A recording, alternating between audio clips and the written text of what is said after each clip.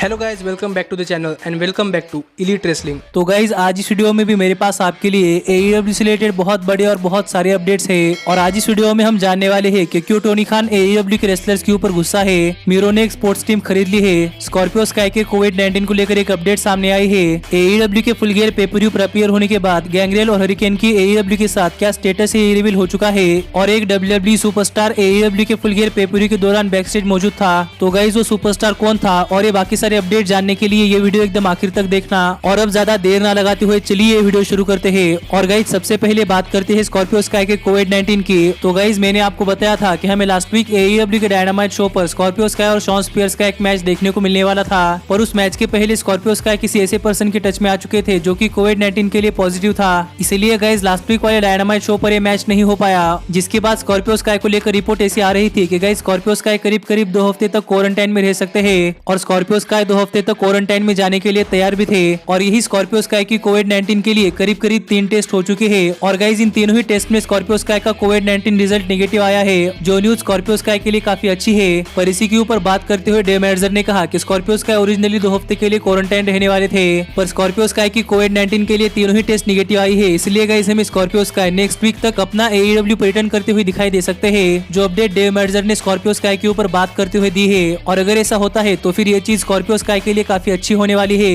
क्योंकि Scorpio sky के story line में कोई भी लंबा ब्रेक नहीं होने वाला। और हमें पॉसिबली नेक्स्ट वीक वाले डायनामाइट शो से स्कॉर्पियो स्काई की स्टोरी लाइन दोबारा से शुरू होती हुई दिखाई दे सकती है। लेकिन गाइस जब हम आगे बढ़ते हैं और बात करते हैं हमारे अगले अपडेट की और जानते हैं कि AEW के फुल गियर पेपर-व्यू पर अपीयर होने के बाद अब गैंग्रेल और हरिकेन की AEW के साथ क्या स्टेटस है। तो गाइस अगर आपने AEW का फुल गियर पेपर-व्यू देखा होगा तो आपको पता होगा कि AEW के फुल गियर पेपर-व्यू में एलीट डिलीशन मैच के अंदर हमें गैंग्रेल और हरिकेन की AEW में एक अपीयरेंस देखने को मिली है। जिसके बाद काफी सारे लोगों के मन में सवाल उठ रहा था कि क्या हमें गैंग्रेल और हरिकेन रेगुलरली AEW के डायनामाइट शो पर देखने को मिलने वाले हैं या नहीं। तो AEW का फुल गियर पेपर-व्यू खत्म होने के बाद मीडिया स्क्रम में बात करते हुए टोनी खान से यही सवाल पूछा गया कि AEW के एलीट डिलीशन मैच के अंदर स्कॉर्पियो स्काई और गैंग्रेल का ऑल एलीट रेसलिंग में डेब्यू करवाने का आइडिया किसका था, और क्या हमें गैंग्रेल और हरिकेन AEW के डायनामाइट शो पर रेगुलरली देखने को मिलने वाले हैं या नहीं। तो गाइस इस सवाल का जवाब देते हुए टोनी खान ने कहा कि गैंग्रेल और हरिकेन का AEW में डेब्यू करवाने का आइडिया कोडी और मैट हार्डी का था। और कोडी और मैट हार्डी के कहने के बाद ही गैंग्रेल और हरिकेन AEW के फुल गियर पेपर-व्यू पर अपीयर हुए हैं। पर यहाँ पर गैंग्रेल और हरिकेन के AEW के डायनामाइट शो पर रेगुलरली अपीयर होने के ऊपर बात करते हुए टोनी खान ने कहा कि गैंग्रेल और हरिकेन की AEW के फुल गियर पेपर-व्यू पर एक वन टाइम अपीयरेंस थी।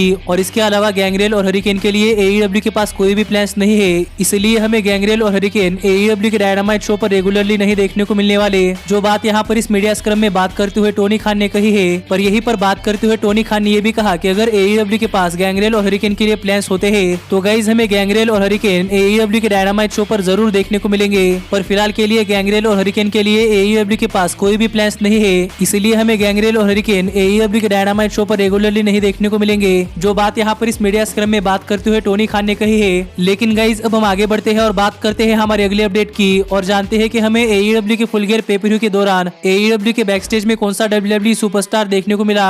तो गाइज आपको पता होगा कि AEW कंपनी और WWE कंपनी एक दूसरे के राइवल माने जाते हैं। इसलिए हमें कई बार इन दोनों ही कंपनियों के रेसलर्स के बीच में थोड़ी फार अनबन देखने को मिली है। पर गाइस फिर भी इन दोनों ही कंपनियों में कुछ ऐसे रेसलर्स है जो कि रियल लाइफ में एक दूसरे के साथ काफी अच्छे दोस्त है, और कुछ ऐसे रेसलर्स है जो कि रियल लाइफ में कपल है। और ये कौन है ये जानने के लिए आप ये वीडियो चेकआउट कर सकते हैं। पर यही AEW के फुल गियर पेपर-व्यू के दौरान backstage AEW superstar Big Swole के हस्बैंड सेड्रिक अलेक्जेंडर आए थे, जो कि हाल फिलहाल में WWE कंपनी के लिए काम करते हैं और वो WWE में हर्ट बिजनेस फैक्शन के एक मेंबर है। पर AEW के फुल गियर पेपर-व्यू के दौरान सेड्रिक अलेक्जेंडर बिग सॉल के साथ AEW के बैक स्टेज में थे।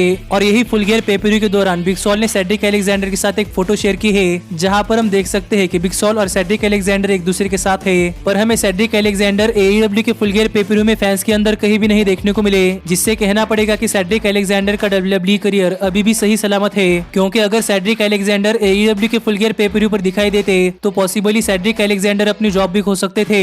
पर यहाँ पर आप सेड्रिक अलेक्जेंडर और बिग सॉल के बारे में क्या सोचते हैं, ये आप मुझे कमेंट कर बताइए। लेकिन गाइज अब हम आगे बढ़ते हैं और बात करते हैं हमारे अगले अपडेट की और जानते हैं कि मीरो ने कौन सी टीम खरीद ली है। तो गाइज आपको तो ये बात पता ही होगी कि किसी भी लीग में बहुत सारी टीम्स होती है, जिस हर एक टीम का कोई ना कोई एक ओनर होता है। जो बात अगर आप स्पोर्ट्स देखते हैं तो फिर आपको पता होगी। और गाइज जैसे ही फुटबॉल लीग्स USA में भी खेले जाते हैं और इन लीग्स में भी बहुत सारी टीम्स होती है। और हाल ही में मीरो ने एक ट्वीट कर बताया कि Miro fans controlled football league के अंदर कोई एक टीम खरीदने वाले हैं, जिस टीम का नाम क्या है ये तो हमें अभी तक पता नहीं चला, पर कहना पड़ेगा कि मीरो की ये इन्वेस्टमेंट बहुत ही स्मार्ट इन्वेस्टमेंट है, क्योंकि गाइज किसी भी लीग में टीम ओनर सबसे ज्यादा पैसे कमाता है। और माना कि ये लीग छोटी है, लेकिन गाइज आगे आगे ये लीग बड़ी बनती है, तो फिर मीरो आने वाले 2-3 सालों के अंदर बहुत सारे पैसे कमाने वाले है। और मीरो की स्ट्रेटेजी के बारे में आप क्या सोचते हैं, ये आप मुझे कमेंट कर बताइए। लेकिन गाइज अब हम आगे बढ़ते हैं और बात करते हैं हमारे फाइनल अपडेट की, और जानते हैं कि हाल फिलहाल में टोनी खान AEW के रेसलर्स के ऊपर क्यों गुस्सा है। तो गाइज देखा जाए तो टोनी खान का नेचर बहुत ही शांत है,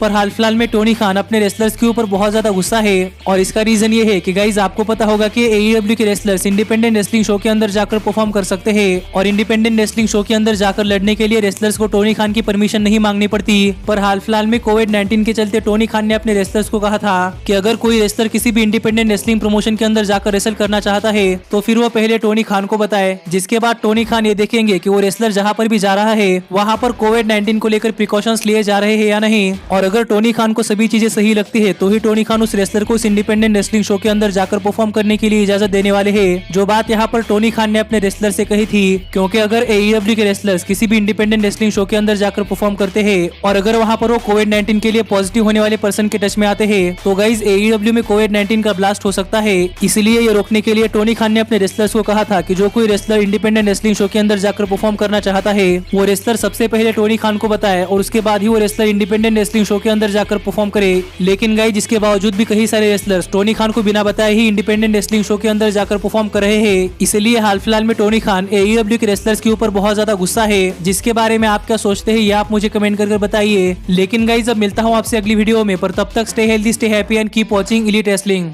Hey, did you like that video? Click the screen for more. And where do you think you're going? Check out our official merchandise page and to support the entire cast. And thanks so much for being the elite.